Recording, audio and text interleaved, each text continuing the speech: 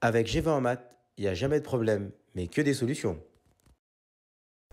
À travers cette vidéo, nous allons voir ensemble les calculs algébriques qui font intervenir des racines carrées. Donc, on va le traiter sur ici 6 exemples.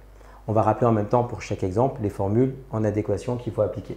Premier calcul ici, on souhaite déterminer A qui est égal à racine carrée de 36.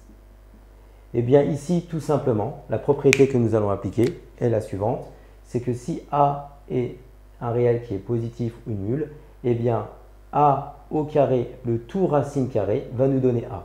Donc dans notre situation, comme nous avons ici racine carrée de 36, que nous pouvons écrire que c'est 6 au carré, tout simplement, ici racine de A au carré, ça nous donnera A, ça nous donnera ici tout simplement 6. Donc ça, c'est pour le premier calcul. Le deuxième, ici, nous voulons simplifier l'expression racine carrée de 32. Ici, on va pouvoir dans un premier temps décomposer l'expression 32 à l'aide de ce qu'on appelle un carré parfait. C'est-à-dire que ici, nous savons que 32 peut s'écrire 16 multiplié par 2, le tout racine carrée.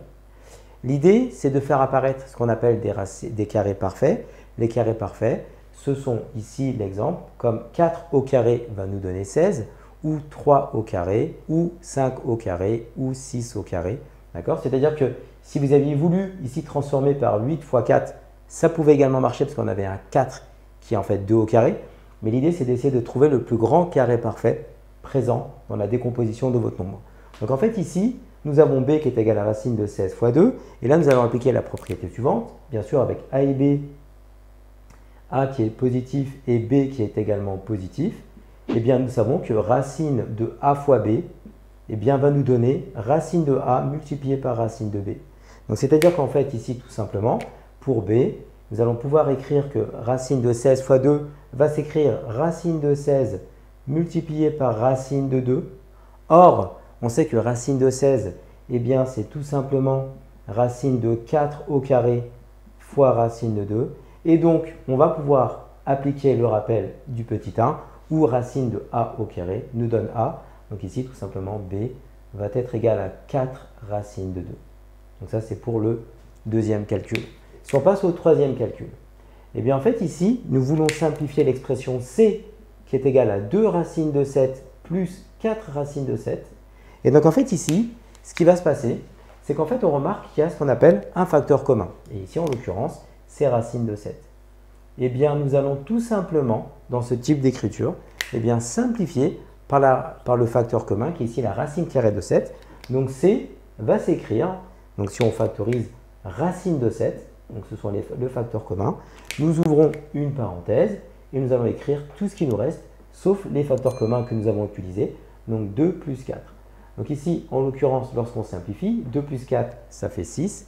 Et donc, on va l'écrire de manière conventionnelle, 6 fois racine de 7. Ensuite, pour le petit d. Pour le petit d, ici, on va introduire déjà deux règles de calcul. Donc ici, ça nous fait 3 racines de 5, le tout au carré. Donc déjà, dans un premier temps, nous savons que lorsque nous avons a fois b à la puissance n, ça s'écrira a puissance n fois b puissance n. Donc, c'est-à-dire que ici, nous allons avoir d qui va s'écrire 3 au carré fois racine de 5 au carré.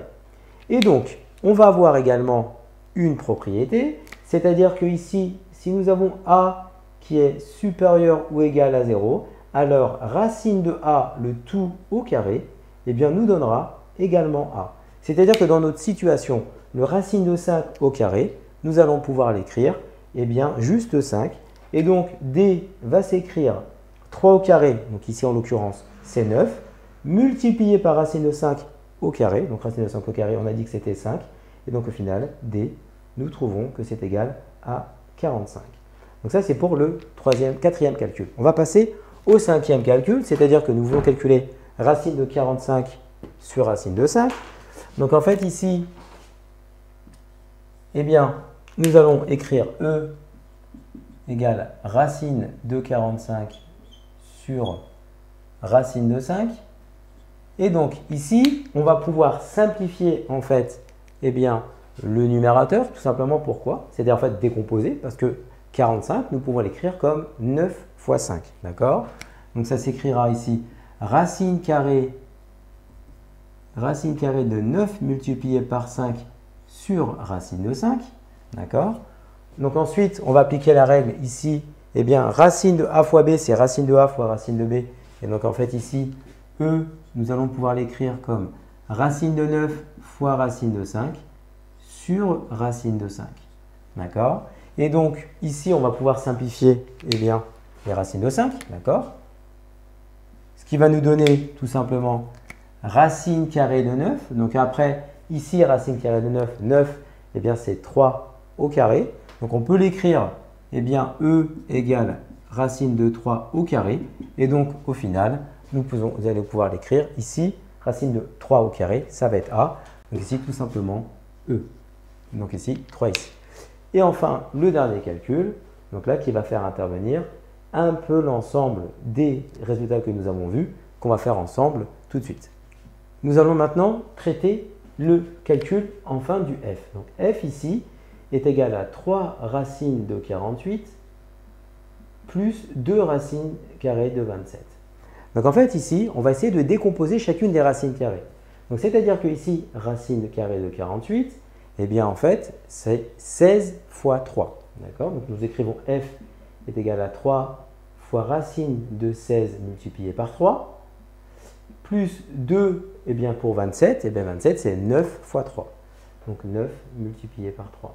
Donc ensuite, on va pouvoir décomposer ces calculs-là en appliquant la règle, vous vous en souvenez de tout à l'heure, racine de a fois b, qui est en fait racine de a multiplié par racine de b.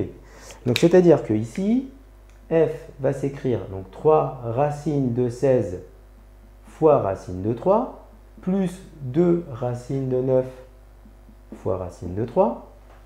Ensuite, nous avons ici des carrés parfaits, parce que 16, c'est 4 au carré, et 9, c'est 3 au carré.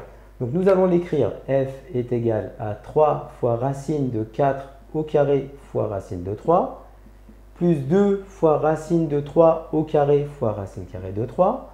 Or, nous savons que si a est positif, eh bien, racine de a au carré pourra s'écrire a. Donc c'est-à-dire que ici, f va s'écrire 3 multiplié par 4 fois racine de 3, plus 2 multiplié par 3 fois racine carrée de 3.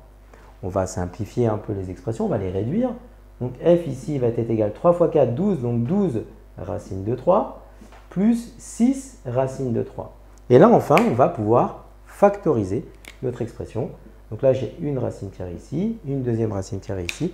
Donc je vais factoriser par racine carrée de 3. Donc f est égal, ici, le facteur commun, c'est racine carrée de 3. J'ouvre une parenthèse et je vais pouvoir maintenant écrire tout ce qui reste, sauf mes facteurs communs, c'est-à-dire ici en l'occurrence 12 plus 6. Donc au final, eh bien, nous allons avoir f qui va pouvoir s'écrire ici tout simplement 12 plus 6, donc 18. Et ça va nous donner 18 racines carrées de 3. Donc, à travers cette vidéo sur les fonctions, sur les racines carrées, eh bien, vous avez vu maintenant les outils que vous pouvez utiliser pour pouvoir appliquer des calculs algébriques avec la fonction racine carrée. Comme tu as kiffé la vidéo et que tu veux des bonnes notes en maths, alors tu mets un pouce bleu, tu t'abonnes à notre chaîne, tu poses un commentaire, on y répond sans problème. Ensuite, on t'embarque avec nous sur g20enmaths.com.